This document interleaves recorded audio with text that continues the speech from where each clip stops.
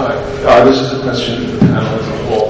One which is this infrastructure that you've been talking about has generally been related to infrastructure related to physical infrastructure of the city, energy infrastructure, resource water infrastructure, and so forth. But in any city, given a small town or a major metropolitan area, there is also a very important social infrastructure. Now, as Canada is becoming more and more urbanized, there is a significant part of the population that is being left out of the new created economy. Generally, this consists of Aboriginals, visible minorities, persons with disabilities, and recent newcomers to Canada. And they're being marginalized and left out and are being increasingly concentrated in marginalized areas of the city where there is lack of proper infrastructure. There's lack of job training programs, there's lack of good schools, drop-in centers, for example, harm reduction services, and so forth. So shouldn't it be necessary for, if Canada's continue to be progressive in the 21st century, to have a proper social infrastructure in place that provides necessary community-based services, which hopefully would reduce the cost of incarceration, policing, and hospitalization in the long run? And is there any way that we can work together, the social infrastructure can work alongside the physical and transportation infrastructure to make a better, more vibrant Canada? The makeup of our communities and the dynamic aspect of our communities, from a planning perspective, looking at kind of livability in communities, so looking at mixed uses, looking at mixing and interspersing different housing types, looking at so that you have an opportunity for people to live in close proximity to each other. We're looking at food planning and food deserts in terms of many areas and some downtown locations don't have food stores, so people can't get access to even food that's healthy food without corner store shopping. There's a whole variety of movement right now in terms of looking at land use. Now again, that's a physical form, but looking at how land use can contribute to that social dynamic. And a real sense of safety and security that's needed. So there's a whole policy movement, and certainly on the OPPI website, we've been looking at aging community guidelines, looking at food and planning policy guidelines. So there's we think some good things coming there.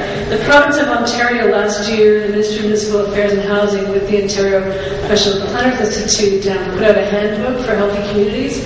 So it's called Planning by Design. And in that it's looking at a number of tools, zoning tools and other tools that can start to create more of that dynamic that we very much need in our communities. So I thank you for the question. It's a really important one, and it really balances all that we're doing. I know a lot of the engineering profession are looking at development standards and alternate development standards, and we're working with many of our colleagues around how you can fit the kinds of things we're looking for from a mixed use and different standard perspective into those communities. So it's a good conversation that I hope we'll continue to have over the next short while.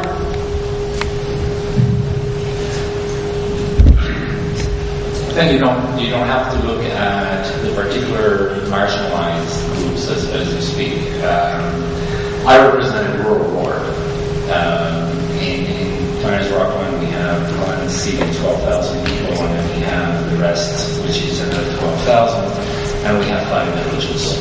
The villages have been dying, literally, because of everything moving towards the urban center. Medical center moving, restaurants moving, youth that don't have basic activities because now all the activities are in the center. So there's no ways of going to participate in those activities. Elderly people that cannot go out at night because we didn't put enough lights. So by the way, we're talking about broadband earlier. 25% of the population in my ward don't have internet. So when you're talking about tweeting and faces and all that kind of stuff, but the good old traditional door-to-door campaign, that's what works with these people. And since you don't know who they are, you have to do all for them. But those are the kind of social infrastructure that we're missing in terms of providing opportunities to the youth, to the elderly, in terms of having access to the services. We have, in Rockland, we're going to have the first Eastern Ontario or even Ontario International Hockey Academy. 2 NHL size rinks. I don't know how many students, international students, are going to be playing there and training and so on. But Anybody in the villages don't have access to that because they need to have transportation. We don't have local transportation. So we get into those situations where, yeah, the social aspects are key to infrastructure issues. I have to jump in here. I agree with everything that's been said, but I want to, something I've been working on in our industry, our sector has been working on is I mentioned earlier we have an aging demographic. As a population in general, we are not reproducing ourselves. The population is declining, and we have to rely on immigration to keep our economy going. I am sick and tired of seeing PhDs driving taxi cabs. We have got to embrace our immigrants. We've got to get up our collective butts and start hiring them in jobs that we are going to be vacating in the next few years, or we're going to do them and ourselves a disservice.